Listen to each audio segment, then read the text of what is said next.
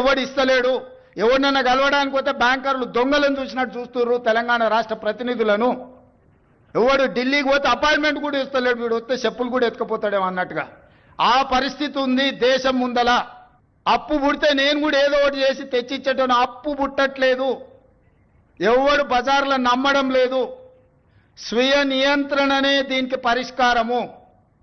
ఎట్లున్నదంటే కాంగ్రెస్ వాళ్ళు చెప్పింది, ఒక ఊళ్ళే మొలక నాట్లేసే టైం వస్తే అలుకుడు చేస్తాను, బట్టలుతాను.